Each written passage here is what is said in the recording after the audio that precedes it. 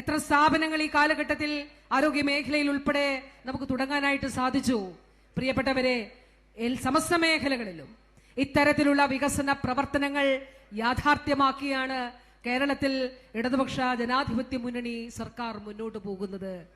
പക്ഷെ നാം കാണേണ്ടത്, ഇപ്പൊ ജനങ്ങളെ സംബന്ധിച്ചിടത്തോളം നമ്മൾ ആളുകൾ സംസാരിക്കുമ്പോൾ കൈകൾ വന്ന് പിടിച്ചിട്ട് പറയും, ഞങ്ങൾ ഒപ്പമുണ്ട് കേട്ടോ.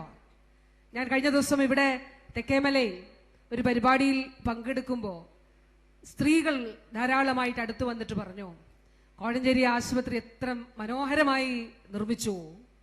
നമ്മുടെ ആരോഗ്യ കേന്ദ്രങ്ങളിൽ ചെല്ലുമ്പോൾ ഇപ്പോ എല്ലാ സൗകര്യങ്ങളും ഉണ്ട്. അവിടെ ലാബ് സൗകര്യമുണ്ട്, ഞങ്ങൾക്ക് ഇരിക്കാൻ കസേരയുണ്ട്, അവിടെ ഡോക്ടറുണ്ട്, അവിടെ മരുന്നുണ്ട്. അതുകൊണ്ട് ഉറപ്പായിട്ടും ഞങ്ങൾ ഇത്തവണ കൂടെയുണ്ടാകും, ഞങ്ങൾ ഇടതുപക്ഷത്തിനായിരിക്കും ഇത്തവണ വോട്ട് ചെയ്യുക എന്നവർ പറയുകയുണ്ടായി. നമ്മുടെ മാതാപിതാക്കൾ, ഞാൻ ഓർക്കുന്നു 2016 ഇടതുപക്ഷ ജനാധിപത്യ മുന്നണി സർക്കാർ നിയമസഭാ തെരഞ്ഞെടുപ്പ് കഴിഞ്ഞ് വിജയിച്ച് വരുമ്പോൾ അന്നത്തെ ആദ്യത്തെ മന്ത്രിസഭ എടുത്ത തീരുമാനമാണ് എന്താണ്, 500 രൂപ 600 രൂപ നൽകുമെന്ന് പ്രഖ്യാപിച്ചിരുന്നു. അത് 1000 രൂപയാക്കി ഉയർത്തും എന്നുള്ളത് ഇടതുപക്ഷ ജനാധിപത്യ മുന്നണിയുടെ പ്രകടന പത്രികയിൽ ഉണ്ടായിരുന്ന കാര്യമാണ്.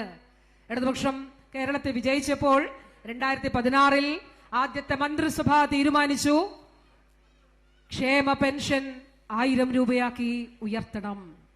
പ്രകടന പത്രിക തെരഞ്ഞെടുപ്പിന് മുൻപ് വോട്ട് വാങ്ങിക്കാനുള്ള പ്രഹസന പത്രികയല്ല, അത് യാഥാർത്ഥ്യമാക്കി ജനങ്ങൾക്ക് മുന്നിൽ അത് ജനങ്ങൾക്ക് അനുഭവവേദ്യമാകുന്നതിന് വേണ്ടിയിട്ടുള്ളതാണ് എന്നുള്ളതാണ് ഇടതുപക്ഷത്തിന്റെ നയം. പ്രിയപ്പെട്ടവരെ, ആ 500 രൂപയുടെ സ്ഥാനത്ത് ഇന്ന് 2000 രൂപ സാമൂഹ്യ പെൻഷൻ നമ്മുടെ വീടുകളിൽ നമ്മുടെ മാതാപിതാക്കൾക്ക് കൈകളിൽ മുടങ്ങാതെ എത്തിക്കാൻ കഴിയുന്നു.